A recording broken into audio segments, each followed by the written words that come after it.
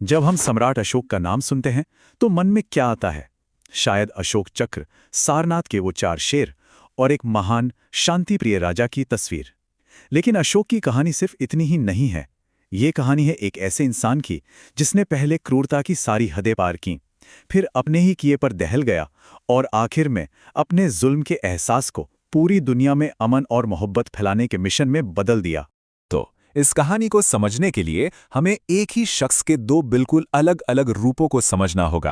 पहला था चंड अशोक, यानी बेहद क्रूर और निर्दयी अशोक, और दूसरा था धम्म अशोक, यानी धर्म और नेकी के रास्ते पर चलने वाला अशोक।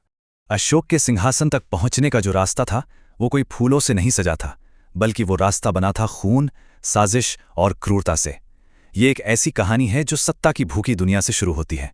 अब देखिए, यहाँ जो सबसे दिलचस्प बात है वो है ये 4 साल का गैप। सम्राट बिंदुसार की मौत हुई 272 ईसा पूर्व में, लेकिन अशोक की ताजपोशी हुई 268 ईसा पूर्व में। तो सवाल ये है कि इन 4 सालों में क्या हुआ? ये 4 साल शांति के नहीं थे। ये वो साल थे जब मौर्य साम्राज्य ने इतिहास का सबसे खूनी गृह युद्ध देखा, जिसमें अशोक ने सिंहासन के रास्ते में आने वाले हर एक दावेदार को खत्म कर दिया। बौद्ध ग्रंथों में, खासकर श्रीलंका के महावंश में, एक ऐसी बात कही गई है जो रोंगटे खड़े कर देती है। कहते हैं कि अशोक ने सिंहासन के लिए 1-2 नहीं, बल्कि अपने 99 सौतेले भाइयों की हत्या कर दी थी। अब ज्यादातर इतिहासकार मानते हैं कि ये गिनती शायद बढ़ा चढ़ाकर बताई गई है, ताकि बाद में जब वो बदला तो उसका बदलाव और भी महान लगे। लेकिन एक बात तो तय है कि सत्ता के लिए एक बहुत ही खूनी संघर्ष हुआ था। तो इसी खूनी संघर्ष की आग ने राजकुमार अशोक को चंडशोक बना दिया, एक ऐसा राजा जो बेहद बेरहम और खूंखार था। बौद्ध कहानियों में तो एक ऐसे यातनागृह का भी जिक्र है जिसे अशोक का नरक कहा जाता था। कहते हैं कि यह बाहर से देखने में बहुत खूबसूरत था, लेकिन अंदर लोगों को ऐसी भयानक सजाएं दी जाती थीं जिसकी कोई कल्पना भी नहीं कर सकता। अपने शासन के 8वें साल तक अशोक ने लगभग पूरे भारत को जीत लिया था। बस एक आखिरी राज्य था जो मौर्य साम्राज्य के सामने सीना ताने खड़ा था, कलिंग, यानी आज का उड़ीसा। और यही वो जगह थी जहां अशोक की जिंदगी का सबसे बड़ा मोड़ आने वाला था। कलिंग को जीतना अशोक की ताकत और उसके अहंकार के लिए जरूरी था, लेकिन इस जीत ने उसे एक ऐसे सवाल के सामने लाकर खड़ा कर दिया जिसकी उसने कभी कल्पना भी नहीं की थी। सवाल ये था कि एक साम्राज्य को बनाने की असली कीमत क्या होती है। ये कोई सुनी सुनाई कहानी नहीं है, ये इतिहास है जिसे खुद विजेता ने अपने हाथों से लिखा। अपने 13वें शिलालेख में अशोक ने खुद पत्थर पर यह खौफनाक आंकड़ा खुदवाया। युद्ध के मैदान में 1 लाख लोग मारे गए। और तबाही सिर्फ यही नहीं रुकी। अशोक आगे लिखता है कि 1.5 लाख लोगों को उनके घरों से बेदखल कर दिया गया, उन्हें बंदी बनाकर गुलाम बना लिया गया। इन आंकड़ों का मतलब ये था कि कलिंग की लगभग पूरी आबादी या तो मार दी गई थी या फिर अपनी ही जमीन पर गुलाम बना दी गई थी। जब अशोक अपनी जीत का जायजा लेने के लिए युद्ध के मैदान में गया तो उसने क्या देखा? लाशों के ढेर, रोती बिलखती औरतें और बच्चे, और खून से लाल हो चुकी एक नदी।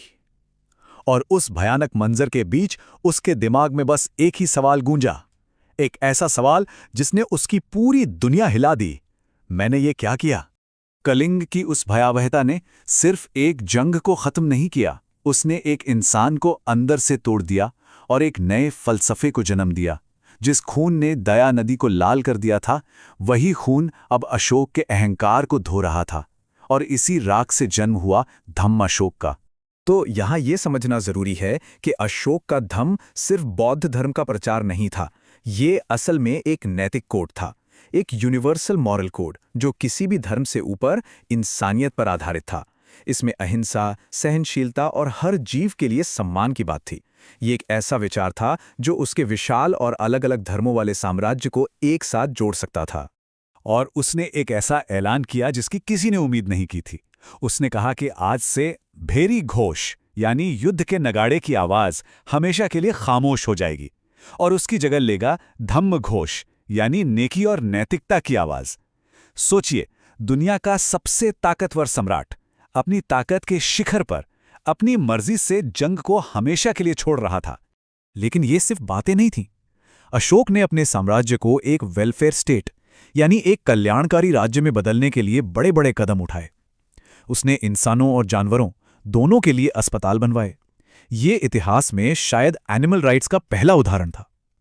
उसने धम्म महामात्र नाम के अधिकारी नियुक्त किए, जिनका काम ये देखना था कि लोग नेकी और नैतिकता के रास्ते पर चलें। अशोक ने तय किया कि उसका संदेश हमेशा के लिए जिंदा रहे, इसलिए उसने उसे पत्थर पर खुदवा दिया। पर मजे की बात देखिए, इतिहास के सबसे महान सम्राटों में से एक को हम लगभग 2000 सालों तक पूरी तरह से भुला चुके थे। उसने अपने लोगों तक सीधे पहुंचने के लिए एक कमाल की कम्युनिकेशन स्ट्रैटेजी अपनाई। उसने अपने विचार और फरमान चट्टानों और खंभों पर खुदवाए, वो भी स्थानीय भाषाओं में, ताकि आम आदमी भी उन्हें पढ़ और समझ सके। और इससे भी बढ़कर उसने अपने ही बेटे महेंद्र और बेटी संघमित्रा को धम्म का संदेश फैलाने के लिए श्रीलंका भेजा। अशोक की मौत के बाद उसका साम्राज्य बिखर गया और फिर कुछ ऐसा हुआ जिस पर यकीन करना मुश्किल है। भारत उसे भूल गया। उसके शिलालेख 2000 सालों तक यूं ही खड़े रहे, लेकिन कोई उन्हें पढ़ नहीं सका क्योंकि उनकी ब्राह्मी लिपि एक अनसुलझी पहेली बन चुकी थी। फिर 1837 में जेम्स प्रिंसेप नाम के एक ब्रिटिश स्कॉलर ने इस कोड को तोड़ दिया। पत्थर तो बोलने लगे थे, लेकिन वे एक ऐसे राजा की कहानी बता रहे थे जिसका नाम था देवानम पिये पियदसी, यानी देवताओं का प्रिय। एक ऐसा नाम जो इतिहास में कहीं था ही नहीं। फिर जवाब मिला श्रीलंका के प्राचीन बौद्ध ग्रंथों से, जिनमें लिखा था कि सम्राट अशोक को पियदसी भी कहा जाता था। और बस एक झटके में 2000 साल की धूल हट गई और भारत को अपना सबसे महान सम्राट वापस मिल गया। ये खोज एक ऐसे समय पर हुई जब भारत अपनी आज़ादी की लड़ाई लड़ रहा था। ऐसे में अशोक एक नए और आज़ाद भारत के लिए एक बहुत बड़ा सिंबल बन गया। आज उनका वही धम्मचक्र हमारे तिरंगे के बीच में है, और सारनाथ में बनवाया गया उनका शेरों वाला स्तंभ हमारा राष्ट्रीय प्रतीक है, जो दुनिया को शांति और ताकत का संदेश देता है। तो आखिर में ये एक बड़ा सवाल हमारे सामने खड़ा होता है, अशोक की दोहरी विरासत में से कौन ज्यादा प्रभावशाली है? चंडाशोक का खौफ जो हमें सत्ता के खतरों की याद दिलाता है, या फिर धम्मशोक का प्रायश्चित जो हमें सिखाता है कि इंसान चाहे कितना भी गलत क्यों ना हो, वो बदल सकता है?